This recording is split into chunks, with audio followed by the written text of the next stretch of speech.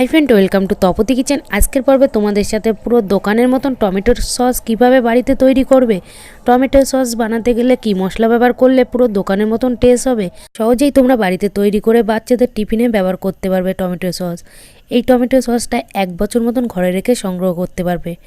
টমেটোর সস বানানোর জন্য এখানে আমি 1 কিলো মতন টমেটো নিয়ে নিয়েছি। টমেটোগুলো তোমরা দেখতেই পাচ্ছ, একটু পাকা দেখে টমেটোগুলো নিয়ে নিয়েছি। টমেটোগুলো আমি মিডিয়াম সাইজের টমেটো নিয়ে নিয়েছি। এবার টমেটোর বোটাগুলো ছাড়িয়ে নেব। টমেটোর বোটাগুলো ছাড়িয়ে নিয়েছি। এবার টমেটোগুলো পরিষ্কার জল দিয়ে ধুয়ে নেব। এখানে একটা বোলের ভিতরে জল নিয়ে নিয়েছি। জলের ভিতরে টমেটোগুলো দিয়ে টমেটোগুলো ধুয়ে নেব। টমেটোগুলো জলের ভিতরে দিয়ে ভালো করে নাড়াচাড়া করে টমেটোগুলো ধুয়ে নেব। এখানে টমেটোগুলো ধুয়ে নিয়েছি। এবার টমেটোগুলো আমি কেটে নেব। এখানে টমেটোগুলো একটি ছুরি দিয়ে আমি ছোট ছোট টুকরো করে টমেটোগুলো কেটে নেব। টমেটো কাটার সময় টমেটোর মুখগুলো ফেলে দেবে এইভাবে কেটে, নাহলে টমেটোর মুখটা শক্ত আছে, গলতে অনেকক্ষণ লেগে যাবে, আর টমেটোর মুখগুলো না দেওয়াই ভালো। সেই কারণে আমি টমেটোর মুখগুলো কেটে ফেলেছি। এবার টমেটোগুলো ছোট ছোট টুকরো করে কেটে নেব। এখানে টমেটোগুলো আমি ছোট ছোট টুকরো করে কেটে নিচ্ছি, এই কারণে টমেটোগুলো তাড়াতাড়ি গলে যাবে। একইভাবে আমি সবকটা টমেটো এইভাবে কেটে নেব ছোট ছোট টুকরো করে। তোমরা দেখতেই পাচ্ছ সবকটা টমেটো আমি ছোট ছোট করে কেটে নিয়েছি। এখানে টমেটো কাটা হয়ে গেছে। এবার টমেটোগুলো আমি একটি বোলের ভিতরে তুলে নেব। ছোট টুকরো করে কেটে নেওয়া টমেটোগুলো একটি বোলের ভিতরে তুলে নেব। এখানে ছোট টুকরো করে কেটে নেওয়া টমেটোগুলো আমি একটি বোলের ভিতরে তুলে নিয়েছি। এবার টমেটো সস বানানোর জন্য কড়াই বসিয়ে দিয়েছি। কড়াইয়ের ভিতরে দিয়ে দেবো 1.5 কাপ মতন জল। এখানে আমি মেপে 1.5 কাপ মতন জল দিয়ে দিয়েছি কড়াইয়ের ভিতরে। জলটা যতক্ষণ গরম হচ্ছে ততক্ষণ আমি দেখে নেব কি কি মশলা লাগছে টমেটো সস বানানোর জন্য। টমেটো সস বানানোর জন্য এখানে গোটা মশলা লাগছে 4টে মতন এলাচ, 1/2 চামচ মতন গোটা জিরে, দারচিনি, গোলমরিচ আর লবঙ্গ। এই মশলাগুলো জল ফুটে আসার পরে জলের ভিতরে আমি দিয়ে দেবো। তোমরা দেখতে পাচ্ছ জলটা ফুটে এসেছে। এবার গরম জলের ভিতরে এই গোটা মশলাগুলো দিয়ে চামচ দিয়ে নাড়াচাড়া করে দেবো। চামচ দিয়ে নাড়াচাড়া করে ভালো করে জলটা ফুটিয়ে নেব। এখানে আমি 1.5 কাপ মতন জল দিয়েছিলাম। জলটা ফুটিয়ে আমি 1/2 কাপ মতন করে নেব। তোমরা দেখতে পাচ্ছ জলটা বেশ কিছুক্ষণ ফুটিয়ে নেওয়ার পরে জলের কালারটা কতটা চেঞ্জ হয়ে গেছে। এখানে 1/2 কাপ মতন জল হয়ে গেছে। এবার আমি গ্যাসটা অফ করে জলটা নামিয়ে নেব। এবার আমি জলটা ছেঁকে নেব। জলটা আমি একটি ছেঁকনি দিয়ে ছেঁকে নেব, এই কারণে যাতে মশলাগুলো জলের ভিতরে না পড়ে। এই গোটা মশলাগুলো এতক্ষণ ধরে জলের ভিতরে দিয়ে ফুটিয়ে নিয়েছি। সুন্দর একটি জলের ভিতরে সেন্ট চলে এসেছে। টমেটো সসের ভিতরে সুন্দর একটি সেন্ট বেরোবে, এই কারণে এবার মশলাগুলো আমি ফেলে দেব। কড়াই বসিয়ে দিয়েছি। কড়াইটা গরম হয়ে আসার পরে যেই গোটা মশলার জলটা ফুটিয়ে রেখেছিলাম সেই জলটা দিয়ে দেবো কড়াইয়ের ভিতরে। জলটা দিয়ে দেওয়ার পরে টমেটো কেটে রেখেছিলাম টমেটোগুলো দিয়ে দেবো, কেটে রাখা টমেটোগুলো। টমেটো সসের ভিতরে এখানে আমি আর কোনো মশলা ব্যবহার করব না। এবার দিয়ে দেবো বড় সাইজের একটি পেঁয়াজ কুচি। এখানে পেঁয়াজটা বড় বড় করে কেটে নিয়েছি। বেশ কিছুটা আদা কুচি, 4-5টা মতন রসুনের কোয়া। আর টমেটো সসের ভালো কালার আসার জন্য এখানে দিয়ে দিলাম একটা ছোট সাইজের বিট। আর ঝালের জন্য দিয়ে দেবো 2টো শুকনো লঙ্কা। এবার এই সব উপকরণগুলো ভালো করে নাড়াচাড়া করে টমেটোর সাথে মিশিয়ে নেব। এই সব উপকরণগুলো নাড়াচাড়া করে টমেটোর সাথে মিশিয়ে নিয়েছি। টমেটোগুলো তাড়াতাড়ি সিদ্ধ করে নেওয়ার জন্য দিয়ে দেবো স্বাদ অনুযায়ী 1 চামচ মতো নুন। এখানে স্বাদ অনুযায়ী আমি নুনটা একেবারে দিয়ে দিয়েছি। তোমরা চাইলে পরেও নুনটা ব্যবহার করতে পারো। এখানে আমি স্বাদ অনুযায়ী একেবারে নুনটা দিয়ে ভালো করে টমেটোর সাথে নাড়াচাড়া করে মিশিয়ে নিয়েছি।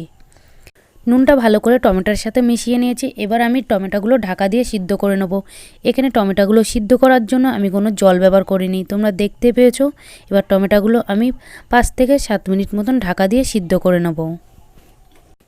5 থেকে 7 মিনিট মতন ঢাকা দিয়ে টমেটোগুলো সিদ্ধ করে নিয়েছি। এবার আমি ঢাকনাটা খুলে নেব। ঢাকনাটা খুলে নেওয়ার পরে তোমরা দেখতেই পাচ্ছ টমেটোর ভিতরে কতটা পরিমাণে জল চলে এসছে। আমি টমেটোর ভিতরে যদি জল দিয়ে সিদ্ধ করতাম তাহলে আরও জল বেরিয়ে থাকতো টমেটোর ভিতরে। সেই কারণে আমি কোনো জল ব্যবহার করিনি, এমনি কতটা জল বেরিয়ে এসছে টমেটোর থেকে। এবার নাড়াচাড়া করে টমেটোগুলো যেই দানা ভাব আছে সেইগুলো গলিয়ে নেব। বেশ কিছুক্ষণ ধরে নাড়াচাড়া করে টমেটোর যে দানাগুলো আছে সেগুলো গলিয়ে নিয়েছি। এবার টমেটোটা আমি ঠান্ডা করে নেব। রান্না করা টমেটোটা ঠান্ডা হয়ে গেছে। এবার আমি টমেটোটা পুরো পেস্ট তৈরি করে নেওয়ার জন্য এখানে মিক্সির বোলের ভিতরে সিদ্ধ করে রাখা টমেটোগুলো মিক্সির বোলের ভিতরে দিয়ে দেবো। এখানে পুরোটা আমি মিক্সির বোলের ভিতরে দিয়ে দিয়েছি। মিক্সির বোলের ভিতরে দিয়ে এবার আমি পেস্ট তৈরি করে নেব। তোমাদের এখানে একটি কথা বলে দিই, সিদ্ধ করার সময় জল ব্যবহার করলেও কোনো অসুবিধে হবে না। সিদ্ধ করার পরে কোনো জল ব্যবহার করবে না। জল ব্যবহার করলে তাতে টমেটোর সসটা খেতে ভালো লাগবে না আর বেশি দিন ঘরে রেখে খেতে পারবে না। এখানে টমেটোর পেস্টটা তৈরি হয়ে গেছে, তোমরা দেখতেই পাচ্ছ কতটা পরিমাণে মিহি করে পেস্ট তৈরি করে নিচ্ছি। এবার টমেটোর পেস্টটা আমি ছেঁকে নেব। টমেটো পেস্টটা ছেঁকে নেওয়ার জন্য এখানে একটা বোল নিয়ে নিয়েছি। বোলের উপরে ছেঁকনি দিয়ে আমি টমেটো পেস্টটা ছেঁকে নেব। টমেটো পেস্টটা ভালো করে ছেঁকে নেব, যাতে ভিতরে যেই দানা ভাবগুলো আছে টমেটোর, সেইগুলো যেন টমেটো সসের ভিতরে না থাকে। টমেটো সসের ভিতরে দানা ভাবগুলো থাকলে খেতে ভালো লাগবে না। তোমরা দেখতেই পাচ্ছ ছেঁকনির ভিতরে কতটা পরিমাণে টমেটো পেস্ট করে নেওয়া ময়লা বেরিয়ে এসছে। এইভাবে ছেঁকে নিলে তাহলে এই ময়লাটা টমেটোর সসের ভিতরে যাবে না। একইভাবে আমি ছেঁকনি দিয়ে টমেটো পেস্টটা এইভাবে ছেঁকে নেব, যাতে টমেটো পেস্টের ভিতরে যে ময়লাটা আছে সেই দানা ভাবগুলো যেন টমেটো সসের ভিতরে কোনোভাবে না যায়। এইভাবে পুরো টমেটো সসটা আমি ছেঁকে নিয়েছি। এখানে টমেটো সসটা ছেঁকা হয়ে গেছে। এবার আমি টমেটো সসটা রান্না করে নেব। টমেটো পেস্টের ভিতরে যেই দানা ভাবগুলো ছিল তোমরা দেখতে পাচ্ছ কোনো দানা ভাব নেই। এবার টমেটো সসটা আমি রান্না করে নেব।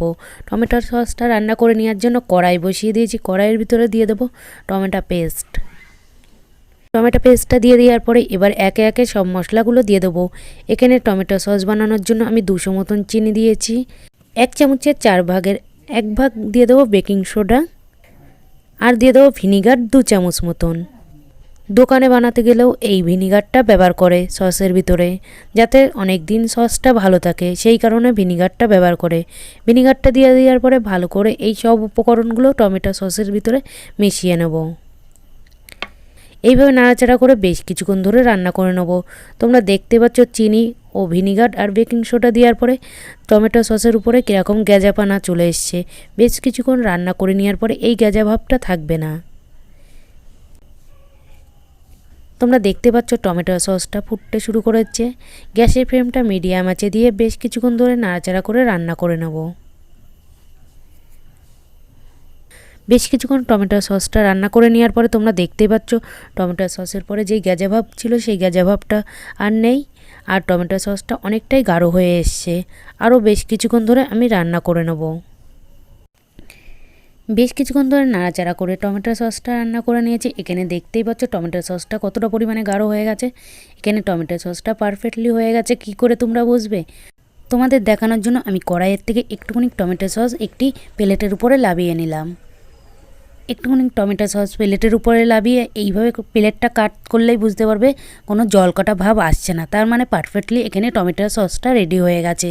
টমেটোর সসটা আমি কড়াইয়ের থেকে লাভিয়ে নিয়েছি একটা বোলের ভিতরে লাভিয়ে ঠান্ডা করে নেব টমেটো সসটা। টমেটো সসটা ঠান্ডা হয়ে যাওয়ার পরে আমি বয়েনে ভরে নেব। টমেটোর সসটা ঠান্ডা হয়ে গেছে, এবার আমি বয়েনে তুলে নেব। বয়েনে তুলে 1 বছর পর্যন্ত ঘরে রেখে খেতে পারবো। তোমরাও যদি এইভাবে সহজেই তৈরি করে নাও টমেটো সস, তাহলে 1 বছর পর্যন্ত দোকানে কিনা লাগবে না। বাড়ির টমেটো সসই তোমরা ব্যবহার করতে পারবে। এরকম সহজে টমেটো সসের রেসিপিটি যদি ভালো লেগে থাকে অবশ্যই লাইক কমেন্ট তোমাদের বন্ধুদের কাছে শেয়ার করতে ভুলবে না। আর আমার চ্যানেলে যদি নতুন হয়ে থাকে তাহলে একটা সাবস্ক্রাইব করে দেবে নিত্য নতুন রেসিপি পেতে হলে।